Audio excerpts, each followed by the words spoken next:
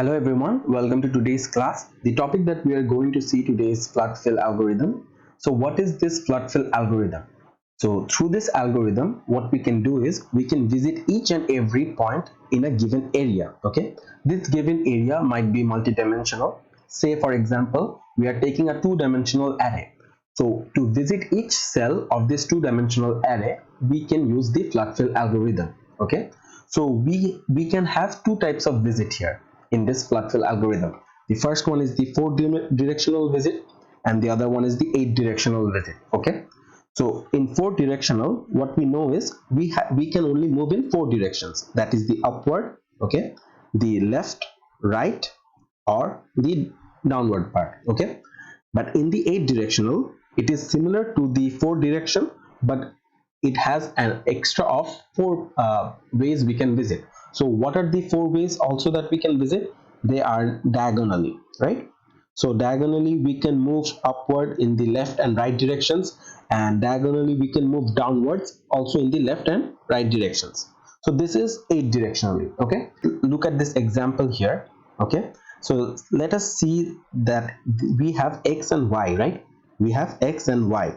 So this x will denote my rows and this y will denote my columns. Okay, so if we are in x and y, say this is my x and y. Okay, so if we want to say move downwards, then what we do, we just, if we want to move downward, we do this x plus 1 comma y, right?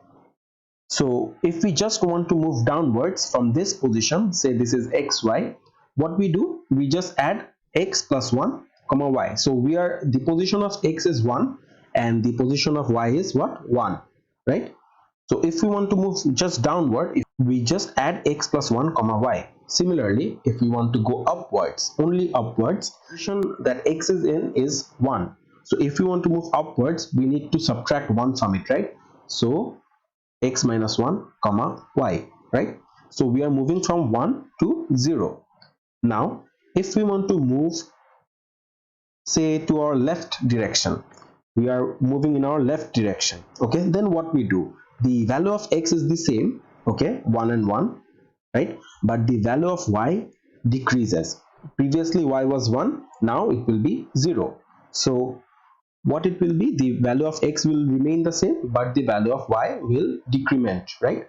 Okay, now if we want to move in right direction, okay, here as well the value of x, as you can see, will be 1, right? It will be 1, but the value of y will change.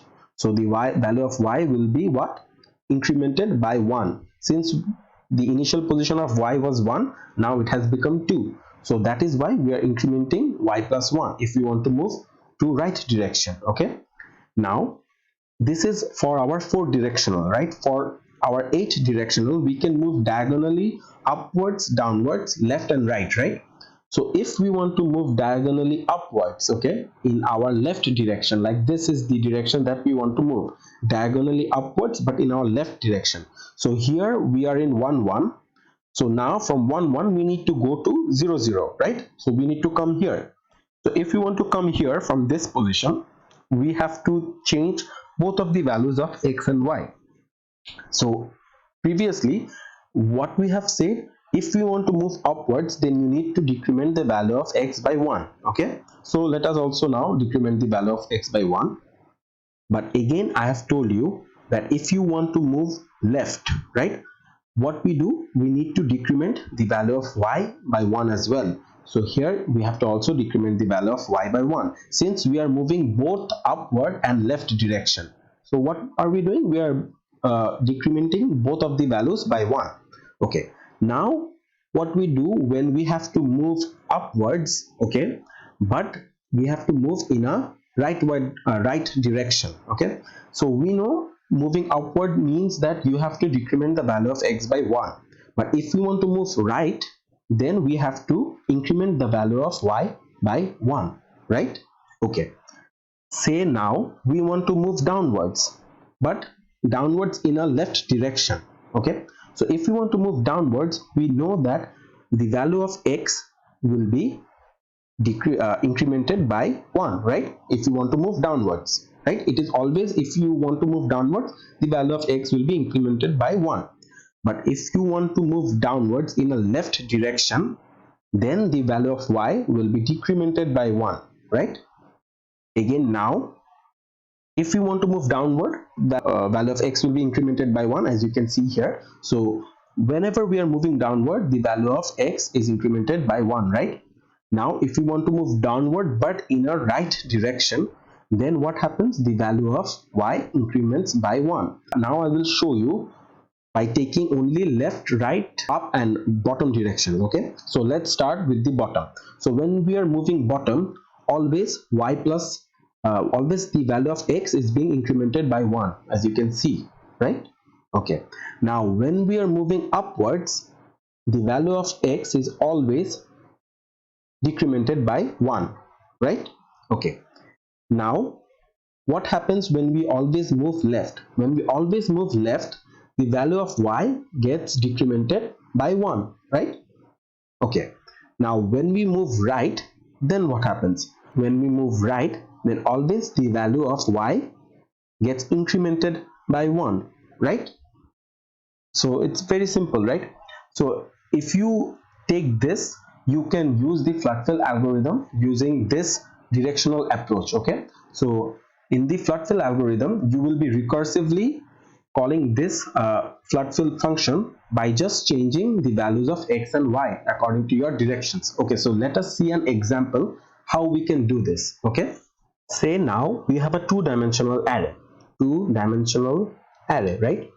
In this two-dimensional array, we have a starting position and a destination.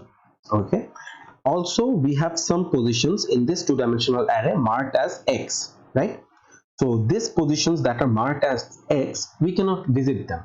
Okay, but we can travel in this array only in 4 directions. Okay, we can move in only 4 directions. We can move upward, downward, left or right, right? Okay, so here the two-dimensional array, n represents my rows, m represents my column. Okay, the starting position is srsc. Okay, and the destination position is dr and dc. Okay, so we have to find, is it possible to reach from srsc to drdc, that is my starting position to my destination position, using only these 4 directions?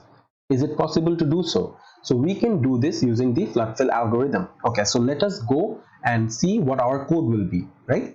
So initially, before writing our code, let us declare our global variables. Okay, so the n, m, which are our dimensions for our rows and columns, these are globally declared. Then we have the array, the two-dimensional array that we are seeing. Okay, this is also globally declared. Then we have a visit array. This is a visit array. Okay, so through this array, we will be keeping records of the cells that are visited or not. If the cell is visited, then we will not visit it anymore. Okay, so that is why we are taking the help of a visit array. Okay, now let us see what our FloodFill function will be like. Okay, so in this FloodFill function, I will be returning a bool variable, that is my return true or false. Okay, then let me write the function FloodFill. Okay, now in this FloodFill function, we will initially have x and y. This x and y, the initial position of x is sr, which is my starting row, and y is sc, which is my starting column, right? Then we have the destination, that is the dr, destination row, and the destination column. Okay, so these are the parameters that we will be having in our FloodFill algorithms. Okay, we don't need to include the array and visit in here, since this is already globally declared. Okay, but if you don't declare it globally, you can also pass it as a parameter over here. Okay, here, but since we are not doing this now, we have already globally declared it, we don't need to do it. Okay, now, so in this FloodFill algorithm, initially what we have to check is, we have to check if x and y are within the boundary of the two-dimensional array. If they are within this boundary, right? If they somehow cross this boundary, then we have to return false. Okay, so they can either cross this boundary or this boundary, right? Okay, so how can we check if they're within this boundary or not? Okay, so let us write a condition, if condition. So if x is greater than or equals to n, or if y is greater than equals to m, right? So n and m are the rows, number of rows and number of columns that are given. So if my x and y, which are my current position, if they are somehow greater than m and m, that means they have crossed the boundary, right? They have gone here, okay, somewhere over here, okay. Again, what we need to do is we need to give another or and check if my x is less than 0 or my y is less than 0.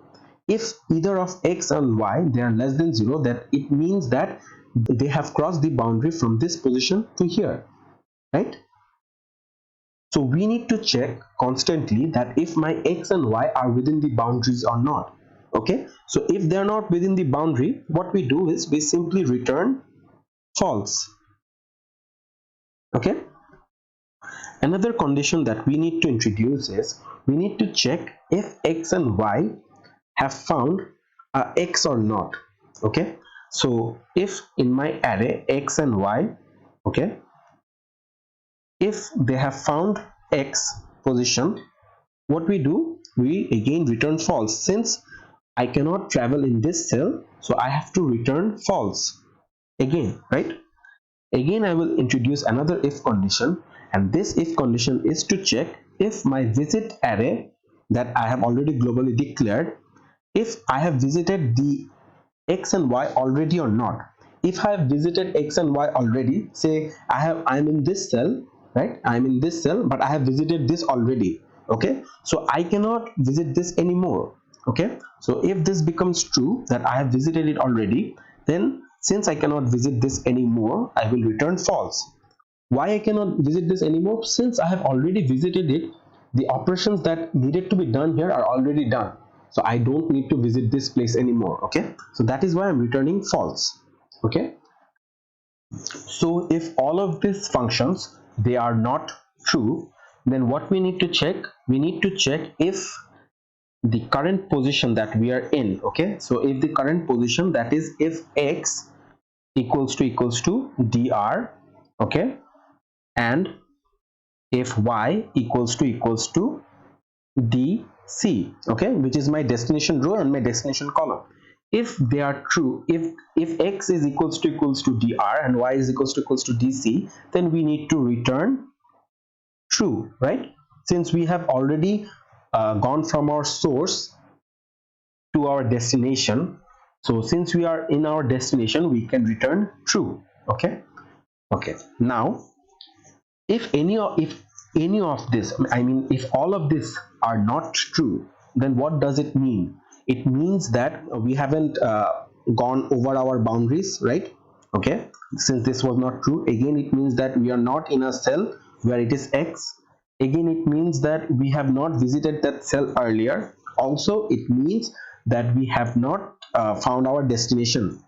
So what we need to do is we need to update our visit array, right? So the current position that we are in, they have not satisfied any of the constraints or if conditions that I have given above. So now we have to update our visit, right, and tell our visit that it's true, the current position that we are now in, we are visiting it, right? So that is why we update it, okay. Afterwards what we do, we have to now traverse, okay. We have to traverse from this cell, okay, the cell that we are in, to either to our bottom part, okay, or to our upward part, or say to our left part, or to our right part. So traversing this now in our four directions, we have to find out if we can reach our destination or not, okay. So how can we do this? We again introduce a if condition, and we recursively will now traverse, okay. How we will recursively traverse? We will write the FloodFill function again, okay. Now if we want to say move to the upward direction, if you want to move to the upward direction, then what we have to do, we have to subtract 1 from x, right, and y will be as it is, right, and again we have to pass dr and dc, okay. Now if this condition is true, okay, so after we have sent the FloodFill condition, the values of x and y change, and now if the value of x and y goes to the destination position, that is my dr and dc, then it will return true. So if this condition becomes true, then I will again return true, telling to my main function, okay, telling to my main function that yes, indeed I can travel from my starting position to my destination position. Okay, similarly what we will do is we will introduce another condition. Okay, say if we want to go now bottom, so initially what we did, we moved upwards, right? Now we want to move down, right? So if we want to move down, what we do, we again call the FloodFill function. Okay, and we add 1 with it, we add 1 with x, since we want to move down, right? And keep the value of y as it was, and we again pass the same parameters that we did before. So if again this is true, okay, suppose this wasn't true, the first condition wasn't true, but this is now true, we need to tell our main function that yes, we can travel from our starting to our destination position, right? Okay, so similarly what we will do is, this was for say upward and that was for downward, right? We moved in a downward position.